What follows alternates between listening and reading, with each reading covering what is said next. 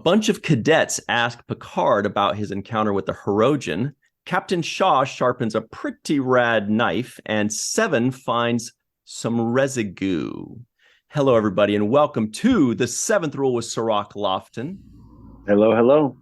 My name is Ryan T. Husk, and today we're doing a review of Star Trek Picard Season 3, Episode 4, No-Win Scenario, written by Terry Matalas and Sean Tretta, directed by a friend of ours. We know him as Jonathan Frakes. We are joined by a very special guest, the hero of Star Trek Picard. You know him as Captain Shaw. He's flexing. Todd Stashwick is here. Hello, Todd. How are you? I'm living the dream, gentlemen. Living the dream. Great shirt too. Oh, Led Zeppelin shirt. He's in his. Have you heard these guys? Have you heard these? It is not a man cave. I'm gonna stop you right there, Ryan. It is a nerd lair. It is It is a not specific. You just finished something. You just finished, actually, speaking of which, the Silmarillion yesterday or the day before. Can we just talk about that for 1 second? Speaking of nerd lair, thank you for the correction. Because I tried reading the Silmarillion decades ago because I'm a huge Lord of the Rings guy. Sure. And I read it, but I didn't quite retain much of it because it's pretty Byzantine. It's a cosmology, especially the first few chapters. It's like just diving into the Bible, because it's hard to get your mind visually around what they're speaking, because they're speaking in like mythic metaphors. Mm-hmm. And it's like, and Iluvatar wrote the song, and the Maiar sang the song. Like it's all very biblical speak. So what I did was, I'm going to give a plug to these people that I've never met.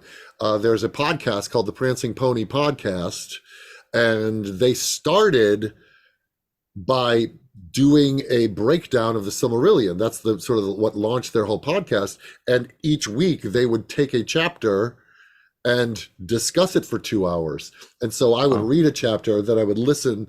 I would read a chapter and listen, because I tried to pick up the book before and I was like, I don't get this. And then I was like, okay, I need kind of a master class. And so I created my own. I'm like, okay, I'm going to listen to a chapter and then listen to these. They're not quite scholars, but they are far more experts on this than I am, and they're word nerds, and they dig into the language of it all. And it was really helpful. There's still big chunks of it that have not sunk in yet, but it was super helpful in sort of giving me a framework to approach the book. If people want to, this is a process I recommend. Mm-hmm. So you say there's no specific designation or method to the nerd? There's no, it doesn't, a man cave to me denotes only men come in here, and that ain't the truth. Yeah. Like, I have just as many ladies and non-binary folk that come in to play Dungeons and Dragons, and my daughter runs games at this table, and it's filled with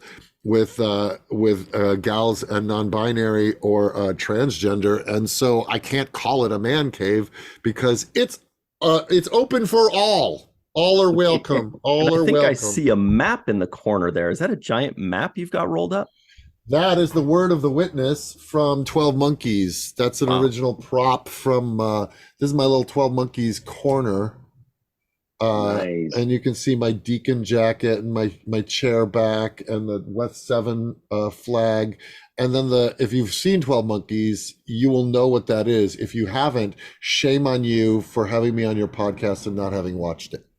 On that subject of shame, actually, before we jump into Star Trek Picard, I have seen personally several people in the Twitterverse and social media that have said, I have never seen 12 Monkeys, but if Todd Stashwick is as good in 12 Monkeys, you've seen these, as good as he is as Captain Shaw, people are saying, should I go watch 12 Monkeys? So how cool is that You are actually like an really advertisement for a completely different franchise because of how good you are at what you're doing. I'm an ambassador. I will say first and foremost, actually, Terry Matalas is probably the advertiser because Terry was the showrunner for 12 Monkeys. And actually this episode, we're going to seg so beautifully. This episode, this episode 304 was written by Sean Tretta and Terry Matalas. And Sean was also a writer on 12 Monkeys. So the reason that we've been kind of crowing about it, we've been saying, hey, there's a flavor and a DNA that is shared between season 3 of Picard and 12 Monkeys, and Picard's only releasing once a week. So here's something to watch in between that you could binge on Hulu while getting ready. So it's kind that people would want to watch it for my performance. One interviewer said, hey, what was your audition like for Star Trek? And I said 4 seasons of 12 Monkeys. That was my audition. Having worked with Terry for 4 seasons, he kind of knew what I was going to bring to the buffet. When I'm watching you do this character, it looks like you're having so much fun, and I'm having a lot of fun watching you. Tell me about how much fun it is to play this character and to kind of creep up under the skin of these guys. Well, it's again, going back to what I said. So Chris Monfett was also a writer on 12 Monkeys. There was so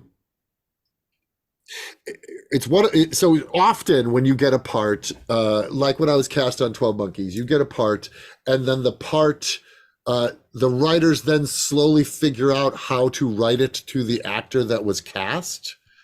I benefited greatly that before the script ever got in my hands,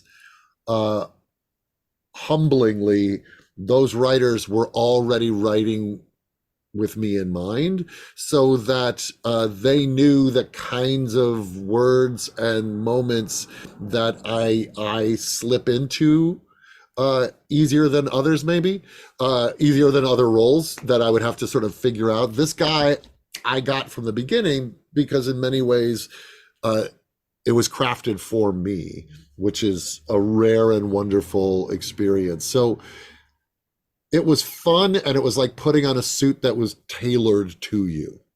And so I had the time of my life. Could you actually recognize that in the script while you were reading it? Could you actually say, oh, they definitely wrote this for me? Yeah, I mean, there were definite Stashwick-isms, and often Stashwick-isms were just me ripping off Bill Murray. Just like moments like when he goes, well, that's fun. Any other weird shit you all want to throw at me? Like, that's very, like, I can hear how they included kind of my rhythms and my snark within the confines of the character and the kinds of ebbs and flows musically in the dialogue. Now, the structure of the character is different than who I played on 12 Monkeys, the arc of the character, other than there's some trauma in his past and it has hardened him in the present. And like there is some shared DNA, but one of them was a sociopathic Han Solo, and the other one is this kind of by the rules, beleaguered guy who just wants to have a glass of wine and not run into any trouble that would put his crew in danger. So the character on 12 Monkeys also was protecting like 200 people. He was the head of an army. So, I mean, there are similarities, but could you repeat the question? Yeah. Oh. No. You made some great points. You're answering it. Actually, you answered it all the way, and it made me think of Picard usually, and gets the reference from people. So there's this reverence that everybody approaches his character with. So it's this homage and this prestige. And I think what makes your character work so well is that you don't adopt that same kind of putting him on a pedestal as everyone else. Has that caused people to react in a way like, don't you talk to him like that? Is there moments where people... Of course. And I think, a few things. First of all, the show is not The Next Generation. It's Picard, so it literally is a dissection of his character. It is a putting him through the sieve and seeing his component parts, no pun intended. It is a deconstruction and a polemic on the character of Picard, and so you won't get that unless you test his mettle. And I'm a character there to have him confront his past, to have him confront his present, and to challenge all the mythology that is Picard, right? That's in many ways the function of Shaw. And by the way, you don't have a story if everything goes smoothly. So you need some sticks in the spokes. So to your next question, what's been fun to watch, and I've known since page 1, and again, talking about what the writers from 12 Monkeys know how to use me as an instrument in storytelling. From page 1, I knew people would not like him. He's unlikable. He's prickly, and that is by design. So when people go, "Oh, I love to hate him. I love to hate him," like, you're supposed to. Like, that's mission accomplished. That is his function. The fun part, and a lot of this happened on the cruise, was when people go, "I love to hate him," I would stop and go, "What do you hate about him? What do you hate about him?" And they go, "Whoa, whoa, whoa." And I go, "Do you hate the fact that he is trying to keep 500 people alive? Do you hate the fact that he's being lied to without any direct orders from above to change his course? Do you hate the fact that his first officer betrays his direct orders? Do you hate all that? Or do you hate the fact that he's snippy?" This is Captain Shaw right now. We're watching. Right? Like, do you hate what you hate the fact is that he's rude. So, I mean, I get, like, they don't like the way he's talking to them, but if you dissect all his reasons, you go, he's not wrong. He's got a point. Yeah, right. Well, I can tell you why they do hate him. And by the way, thanks for letting me, actually making me look up the word polemic. I had not heard that word before. So thank you for teaching me something today. I just looked it up. But the answer is because we've known, and people have discussed this now, we've known Captain Picard for 35 years, and we know and love this guy. And so we're following him. The story is Picard. If the show were called Captain Shaw and we were following him for seasons, it should be, but go on. And it will be in the future. But then you get these two old guys showing up being like, we now want to take over and tell you what to do. We would be rooting for Captain Shaw and saying, no, screw these guys. Who are these guys? And in the past, when Captain Picard was in The Next Generation and old people or grumpy people or aliens or whatever would come along and try to make demands, we'd be rooting for Picard to do exactly what you did. So it's all a matter of perspective, which is the brilliant writing and the way the writers understand this, which is if you put an adversary, however right that adversary is, in front of the person that we're rooting for, we automatically dislike that person. Mm-hmm. And what I will also say is, had they not let me do what I did with it, and had they not written it in the way and then gave me the bandwidth and space to inject little flashes of charm, little flashes of funny, little flashes of this, I think it would have been easy to just write him off as a dick. Mm-hmm. But because they wrote him a little charming, and they make a joke about that he substituted asshole for charm in this week's episode. Right. I think had they not wrote that, it would have been easy to write him off. But I think the character resonates with people because they go, he's right, and he's kind of funny. Like, so there is things for them to latch onto, or, boy, I wish I could talk to my superiors that way. Because that was some of the other feedback that I got from people. It's like, oh no, I like the fact that he's standing up for his ship and his crew. I don't like the fact that he's dead naming Seven. They don't like that, but obviously that is made clear this week as to why. And so the fun part about playing roles like this is I want you to dislike him, but I also want you to be conflicted, and then I also want to wrestle you into loving him. That is the fun part and the challenge of playing a part like this, is making you go, oh crap, by episode 1 I hated him. Now I love this guy, he's breaking my heart. And so that's far more interesting than going, I hate him and that's it. Or I love him and that's it.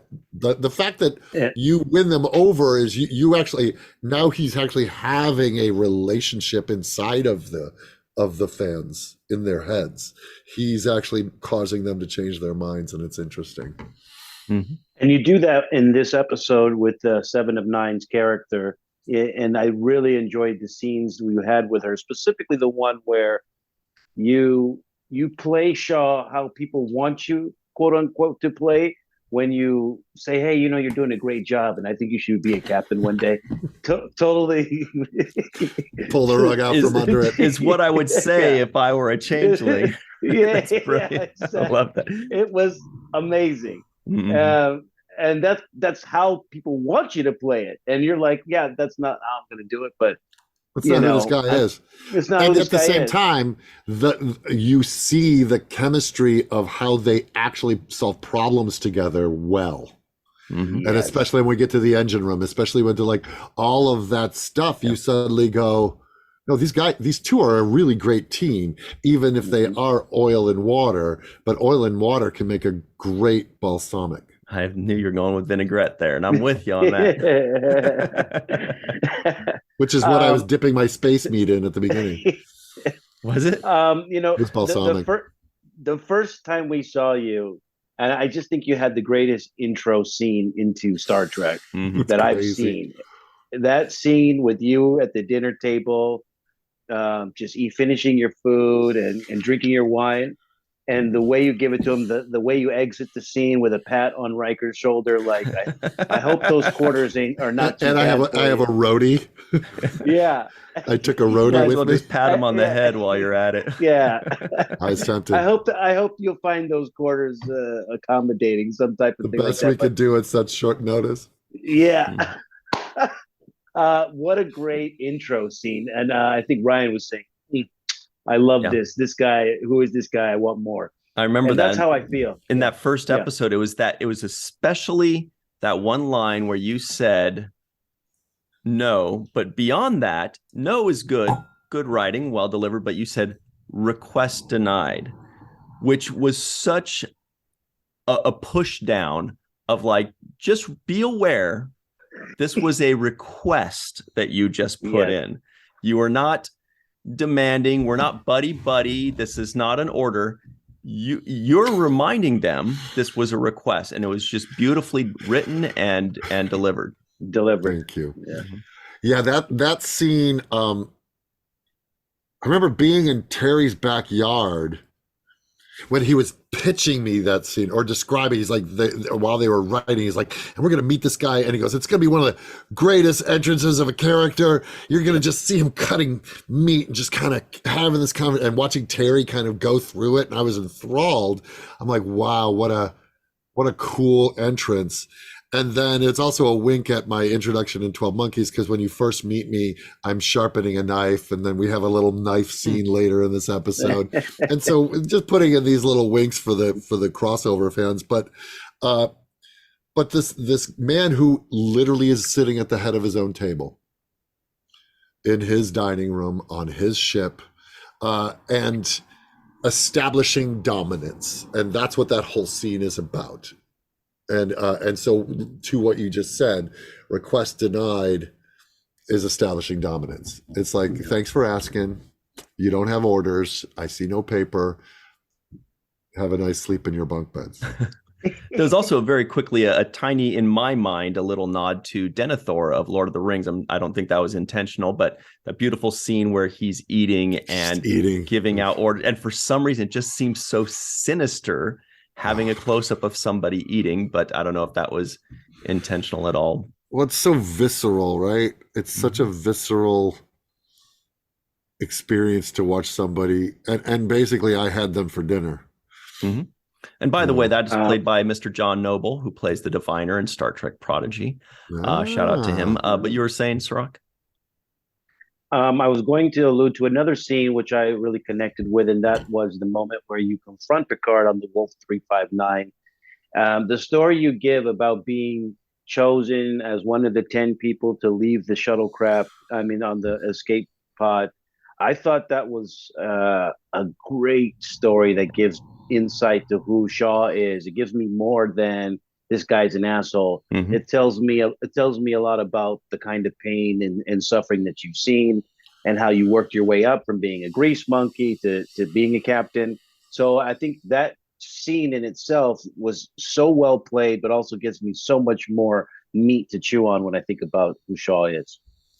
Yeah, you suddenly see why he is like, I'm not sacrificing 500 people for these two golden boys. I'm not doing it because he is, and especially not Picard. Like, of all people, am I gonna put my neck on the line for and the lives of them? So this man regards, does he have a turn at the end of episode 2? Of course he does, because he's also not a monster. And there's also, when he finds out it's his son, it's like, well, now that it's officially confirmed that it's his son, this kid is the son of an admiral. He officially is. He is a member of Starfleet. This is what we do. We don't negotiate with terrorists. Before, if he was just some criminal kid who is mucking up all of our works, yep, this is his bed. He needs to lie in it. But once it suddenly falls into the chain of command and falls into the charter and it falls into rules of engagement, well, then we turn the ship around and we try to get out of there. But back to the Wolf 359 scene. Yeah, it was a meal. It was a beautiful revealing of a character. And I was just talking about this in the Ready Room. In Hero's Journey, there is a part of story called the Belly of the Beast, where truths are revealed. And I go to Luke in the cave on Dagobah, or you think Han and Leia when they're inside the worm in Empire Strikes Back, and that's when they kiss for the first time. That's a romantic place. It's not just a romantic place. I mean, it's a romance, the belly, but it's literally the belly of the beast. And this is when characters placed in these organic environments, they reveal hidden truths. So this is where their love is revealed. This is where she's literally sitting on his lap when they realize that that the whole thing rocks. Or Luke confronts himself as Vader in the cave, and so you get this beautiful confessional from Riker in this episode. And you get this confessional from Shaw in this episode. And I think there's a beautiful moment. I mean, in Jerry there's lots of doubt and self-reveal. It's really a well-constructed episode. But then you also understand, you're like, okay, it's not right that he dead names her, but trauma runs deep. Mm-hmm. And just to add to that, that specific scene, not only do we learn about Shaw and why and how he feels about Seven of Nine and about Picard and about all that stuff, but we also learn about Shaw beyond that, which is what I took it as was survivor's guilt, right? A lot of people have that, when they survive something, and they have these feelings of, why me? Why do I deserve to live when all these others don't? And just this one was a very Chicago. Right. Yeah. This was a very clear case where it seemed like the lieutenant was picking people at random. So now you've got a character that probably in the back of his mind feels like he needs to justify that decision for the rest of his life. Of his life. Right. He needs to prove. It's beautiful. That. I have to say, and I'm going to try to say this without getting like silly emotional about it, but today alone, several vets have reached out to me on Twitter about that scene and about survivor's guilt, about PTSD, and about how they deeply connected to that. And I'm like, I am just a knucklehead monkey on TV, and oh my God, these people that have served for our country and they've gone through this stuff, if somehow they find connection and catharsis through this character, that far exceeds anything I could ever hope for in the power of story, but it also tells you about the power of story. Because that's what he is. He's a vet of a war, and to exactly what you said, Ryan, which is he has survivor's guilt. Exactly. Excellent. It was so well done. I love the scene. I was moved by it. It brought tears to my eyes, and then they also put the exclamation mark when they had the other Starfleet personnel in the bar, kind of looking at you like that you just did that, and you do a whole full kind of my bad, like one of those. He owns it. He owns it. Yeah. Totally. Yeah. He also excuses himself at the beginning when he's like, your mom's got me up on a lot of meds. Yeah. So this might be the drugs talking. Yeah, exactly. Right. But here we go. Right. But it also, I think in an interesting way, it allowed his crew to see understand him as more. a person. Yeah, to see him more instead of just a guy yelling orders, a person who actually has feelings, who has hurt. You're just not this robot who just goes around and barking orders at people. You do have feelings. Other thing I loved the whole can I talk to you off the record? No. On the record, no. No. Beautiful. I played that back 3 times. Officially? Yeah. No. Unofficially? No. Still no. I'm the king of no. Yeah. And by the way, your friends are doing a bang up job. I love the view. Again, that's sinking into a nebula. That's Terry Matalas. And again, even the dipshit from Chicago stuff, that's all Terry Matalas going, this is Stashwick stuff right here. Because Deacon, shout out to Terry. there's moments when Terry, you should get him on the show. There's moments when Terry, when we're doing 12 Monkeys, we have a shorthand. He'll just walk up and go, this moment is Venkman. I go, got it. Yep, I know exactly what you mean. Is what? And Venkman. That's what I thought you said. Ghostbusters. Yeah, it's like I know what he means. Or he'll go, this is that kind of, Harrison Ford ambling through where you're just kind of like, I know exactly what you mean. Because we're both 80s movies kids and we have shorthand for the tone of a moment that we're looking for.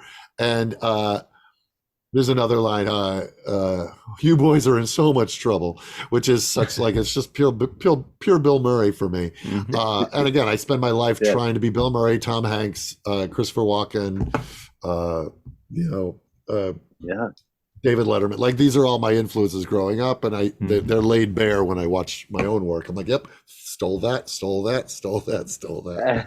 Well, Bill Murray is a living genius like the rest of them. And by the way, I see the Ghostbusters poster back there. Very nice. Oh, that's a good one. Most quotable movie of all time, in my opinion. That's a good one too. It's Venkman. Venkman. Look, I grew up just wanting to be Venkman, so I just had to figure out how my life could organize its way towards that. So I went through Second City. I was up for Saturday Night Live. Like this was what I thought I was going to be doing, and somehow I'm in Starfleet.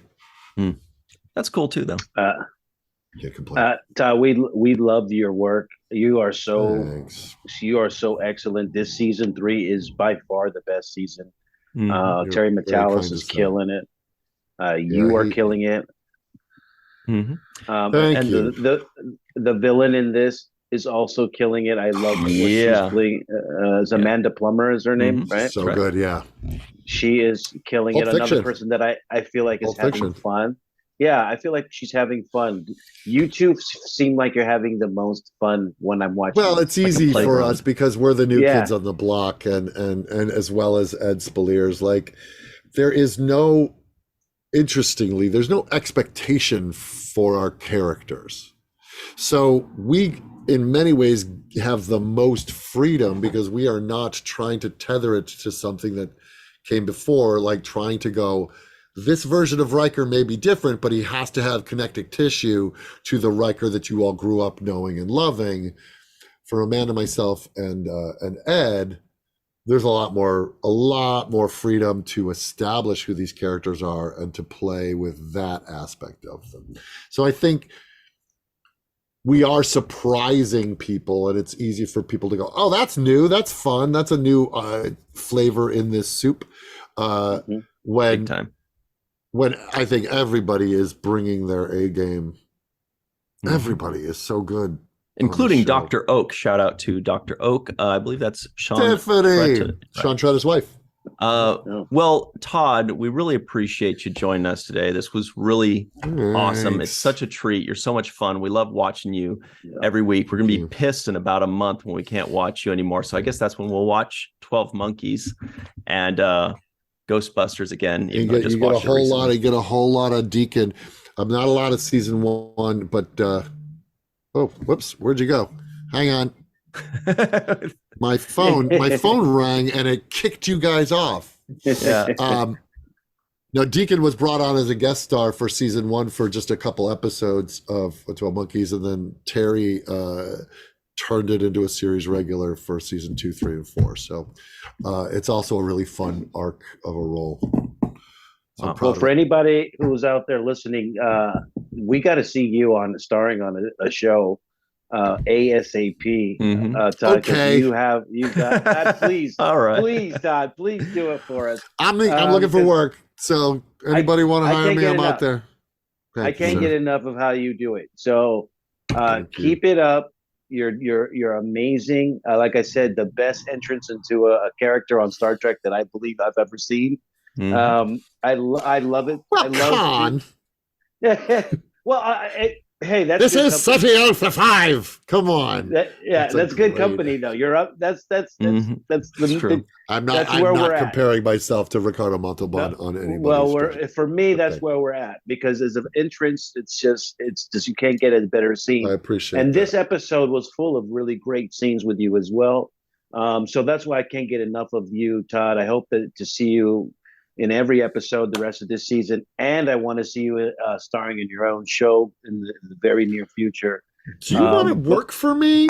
Because you would be amazing. Are you an agent? I will write up any review you need on any episode. Your PR is through the roof. Thank you. And by the way, we love you. When we do have the Captain Shaw 7 of 9 and Raffi spinoff, there will be a reporter on the ship called Jake Sisko, who will be like, involved in all the drama. I'll do all the interviews. It'll be a good show. But anyway, Todd, we really appreciate you. Thank you so much. Thank you so much for joining us.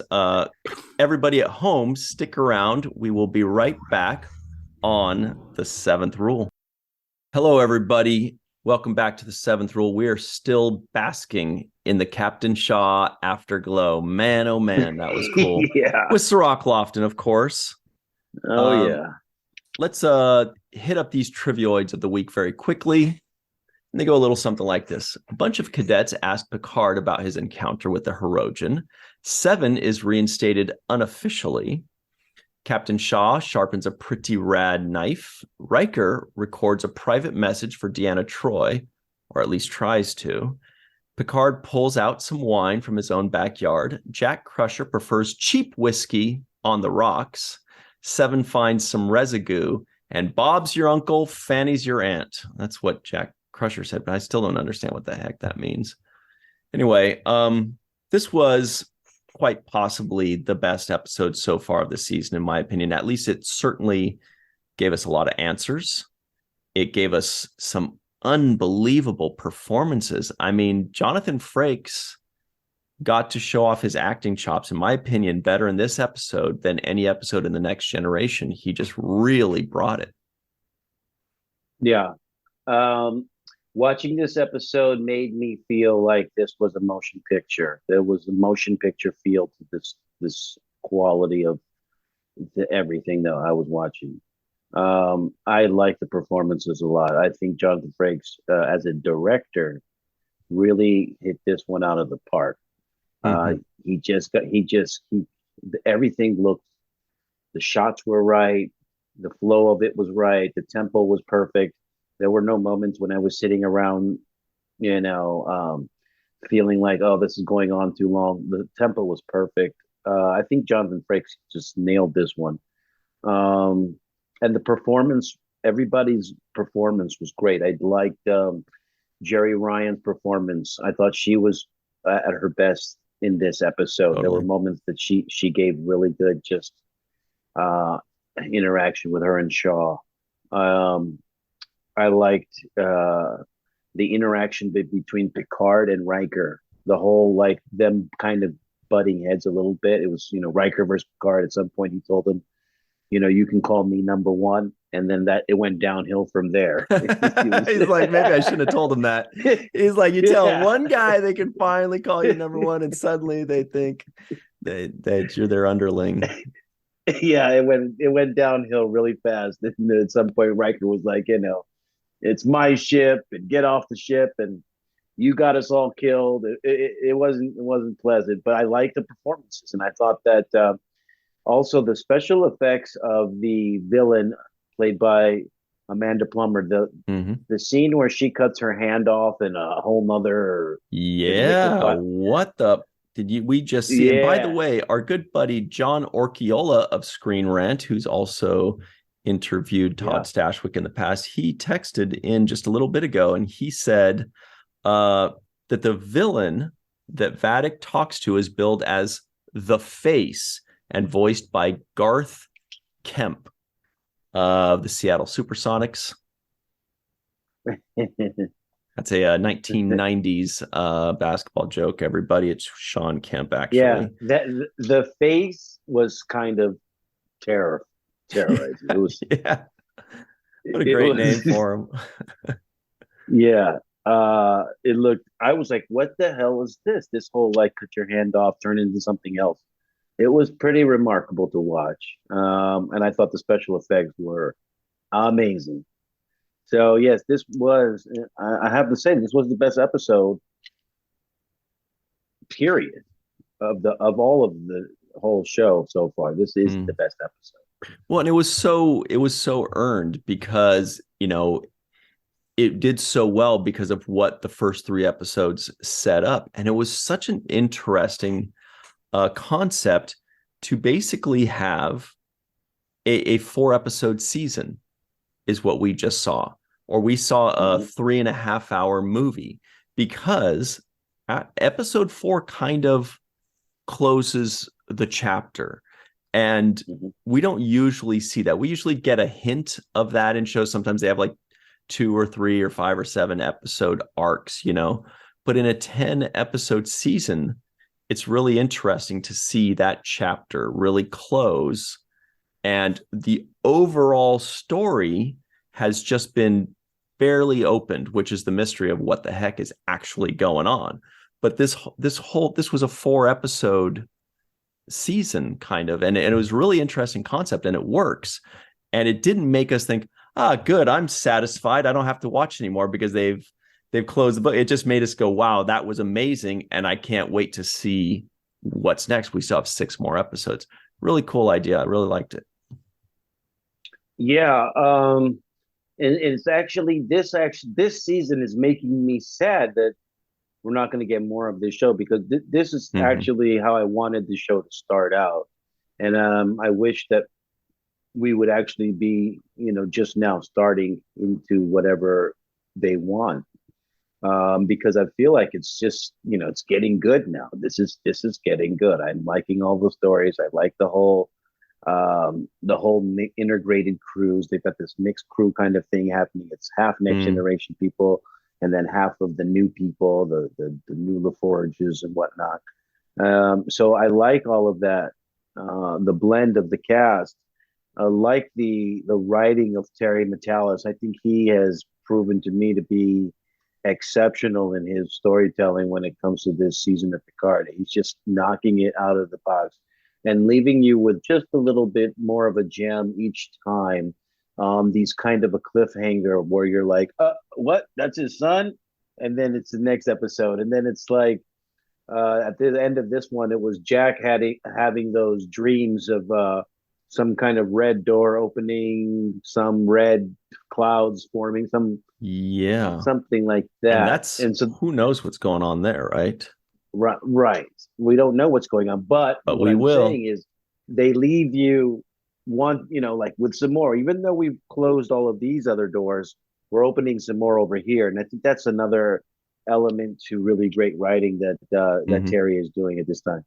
Yeah, this feels like a masterclass in science fiction writing, because you don't necessarily have to know everything about Star Trek, everything about the Next Generation, really anything about the first two seasons. You can literally just drop somebody in here and they can enjoy the story, because we're learning just as much as, somebody that's never watched anything previous to this. However, there are a few things that we pick up that are amazing. Like, I don't know if you noticed the space jellyfish from the very first episode of The Next Generation encounter at Farpoint. They even mentioned Farpoint. And then later on, we saw all the little space jellyfish. And so we're like, oh my God, from the very first episode of Next Generation 36 years ago to now, we are seeing the birth of these space jellyfish. That was pretty awesome. And the name of those jellyfish basting, I looked that up. They are called Cirroctopus. Oh, excellent. Excellent. My eyebrows raised because I was like, I know there's a joke coming and it's going to be a good. So another thing that I thought was really good was the end, the way it ended with Jack Crusher being the guy 5 years ago that was listening in. So this was also earned because in a previous episode, Beverly tells Picard, she says, I did tell him about you and he did not want to meet you. And now we know that that's what that was. She told Jack about him.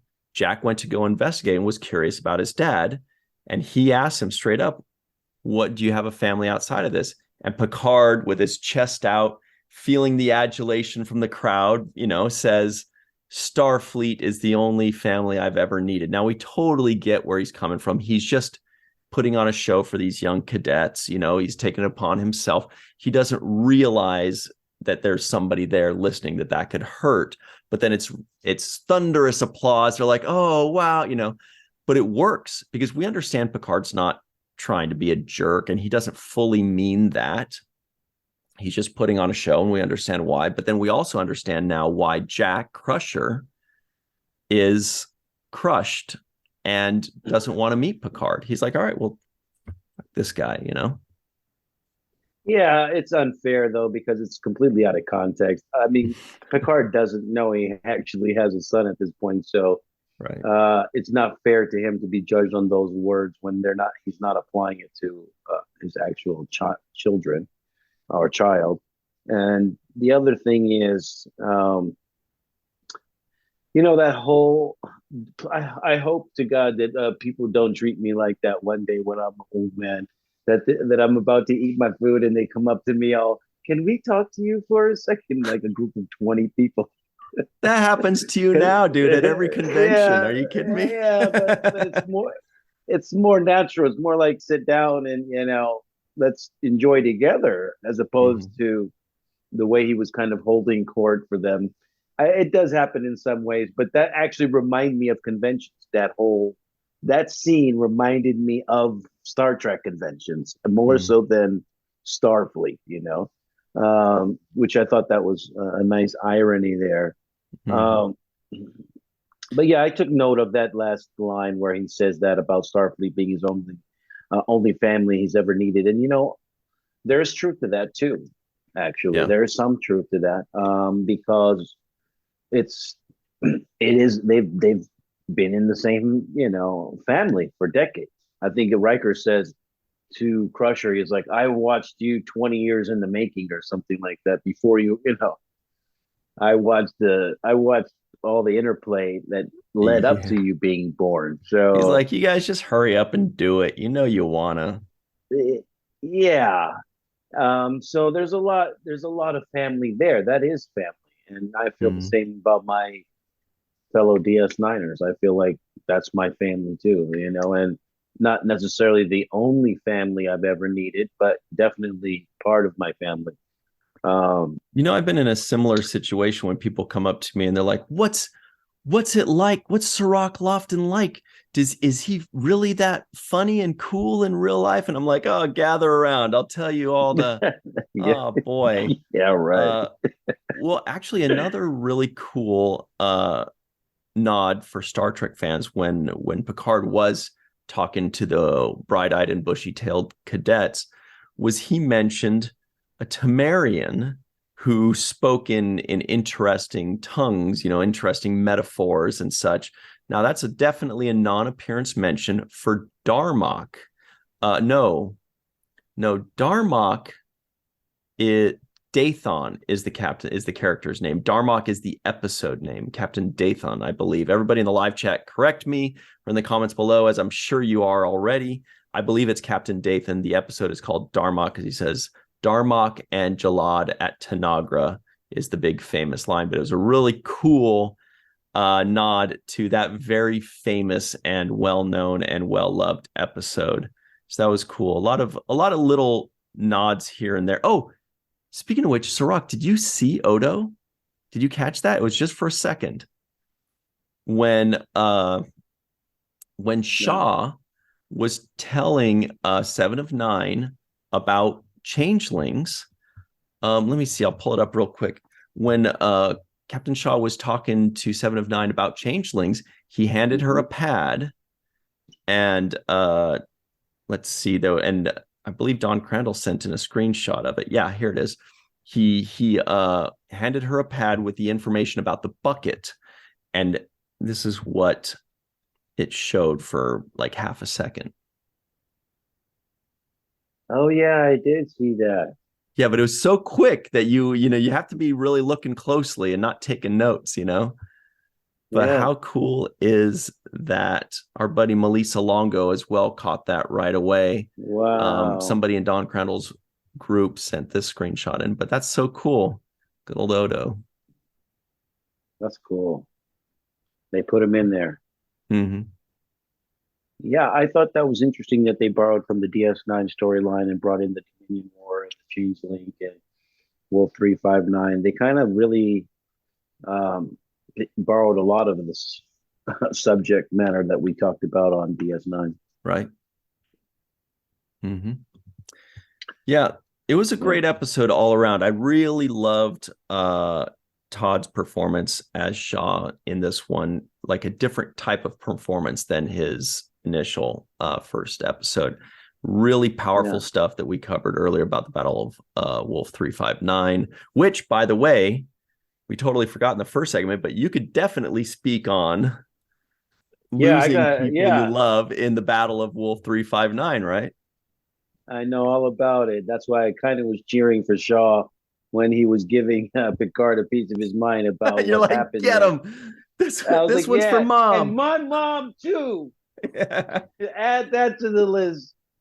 So I kind of was rooting for him in that moment. And, that's why I empathize with Shaw. He was like, and the way he told that story, I thought it was just a great performance. When he mentioned like being chosen and he was the last pick, and then the line went something to the effect of, and the lieutenant didn't even pick themselves, didn't even pick herself, didn't realize powerful stuff that it would be her last moment too, just all of that kind of stuff just made you think about heroism, suffering. You mentioned survivor's guilt, which I thought was a great analysis of what I felt was being expressed in this. And yeah, I mean, wouldn't you say this was Captain Shaw's redemption? I mean, for me, it's certainly, I feel like to anybody except for the most vehement Shaw haters, I feel like this was definitely explained who he is and why he is like this in spades. I mean, it made it very clear what he's gone through. It made it very clear why he feels the way he does. And it made it very clear what his intentions are. He saw 80% of his team die basically at random. And now 11,000 people dead. So that's, all in one moment. And now he has to live with this guilt of why me? Why not them? Why not George? Why not Sally? Why not whomever? And he is now needing to justify that decision for the rest of his life. For the rest of his life, he has to prove that lieutenant randomly made the right pick, and that kind of thing, that kind of guilt can drive people for a lifetime, and they can never be fully satiated. A lot of times they're always trying to, justify being alive instead of this other person who was maybe the engineering whiz, or this person's superior, or the life of the party, and he was just a grease monkey. Right. Other scene that I liked too was the scene between Picard and Jack when they were at the 10 forward holodeck bar. Mm-hmm. And the thing that I liked about it was when Picard was telling his son about, his young days chasing girls. And I thought that was like he said they were enthusiastic. Yeah, they were delightful and enthusiastic. And I was like, okay, delightful and enthusiastic. That's a Picard way to say it. and then he said something to the effect of, he says, well, you hooked up with those girls, and he says, we had an invitation. So cute. Picard's like, hey, bro, don't come at me, man. They were enthusiastic. Yeah. They invited me. You just drink your cheap whiskey. Yeah. And I liked that scene because it actually was a pretty fair representation of a father talking to his kid about something. That's how he would describe it, not in the same kind of obscene ways that young people describe it when they're talking about it. I thought it was a classy way to talk about your absolutely excursions as a child. Well, he's talking to his son too. He's got to keep it a little clean. Yeah. So I thought it was right. And it was appropriate, and it was accurate. It was respectful. The other thing I thought was cool was when Jack kind of says, yeah, I'm not much of a wine guy. And it's funny because we just spent the whole first couple seasons talking about Chateau Picard and all of this wine, right? And he just throws it away with one line. Not on the wine. But then he said, I prefer cheap whiskey on the rocks. And I'm like, who prefers cheap? What is he, a sadist? Or what is that, a masochist? Like he just, and then I saw the whiskey. It was like Jameson. I'm like, that's not that bad, dude. If you think that's cheap whiskey, then you lived a good life, man. We've had cheaper. And then I also liked Jack when he says, Picard says, I hope this place is okay for you. I could change the program. And he says, no, I guess it's just, he said, this is as good as a place to die as any, as I suppose, or something to that effect. Mm-hmm. Just good lines. And then he goes into the thing. He says, so we got to talk about the elephant in the room, the hair. He wants to know when he's going to lose his hair. Good writing. Good writing. So once again, just this whole episode had a lot of good scenes. I thought also Jonathan Frakes, once again, to reiterate what you said earlier about some of the scenes he had. I noticed the lighting. He had a soft red light on his face sometimes, with maybe a blue on some sides. Different moments, the lighting was really good to emphasize kind of the moment of him having these monologues. One of which he kind of said, you spend your whole time, traveling or searching the galaxies, looking for the proof of anything afterlife, specifically. And he was talking about losing a kid. And I thought those were kinds of moments that were well done in this, well performed, well written, and well shot. I wonder if, I just thought of this, but like the moments with Riker trying to leave a message for Deanna, also very powerful because, he doesn't really know what to say or how to go about saying it. And when they were trying to decide how to get out of this situation, Riker was basically resigned to dying, but he said, maybe the ship will still be intact. So in his mind, he's resigned to the fact they're going to die. He just wants to make sure the ship survives so that Deanna specifically can get this message. And that's a really powerful thought. And that's also really good writing in that, that's the most important thing on his mind, is he just wants to send a message to the woman he loves and apologize or profess his love or whatever it is. But that's so powerful and important. So again, we can see the adversary's point of view. We can understand why they're saying no, but of course he ends up turning around, but still just a great scene. Yeah. And I think, number one had some really good moments. Riker says, I think we should boldly get the hell out of here. Yeah. I thought that was a funny line, just to take a line that we normally hear and make light of it. Mm-hmm. And then there was another line he delivered I liked, and she said somebody said Will, did you just throw an asteroid? She's damn right I did. Yeah. The whole throwing an asteroid I thought was another cool special effect. That was payback because she threw a ship at them. And I was like, this is beautiful. This is payback. It was just really good writing. And I enjoyed watching this episode. Flowed very, very well. And these first 4 episodes have flown there, and they go together seamlessly, almost like a one motion picture that you're watching when you piece them all together. Yeah, there are so many great scenes. We're just about out of time. I wish we could spend more time on all of these because I've got legions of notes.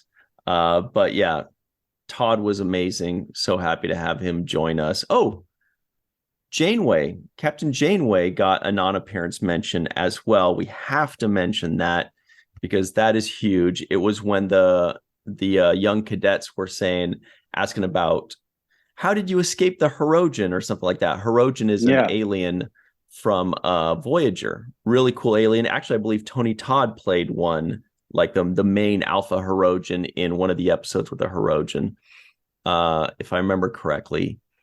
And so they're big hunter species.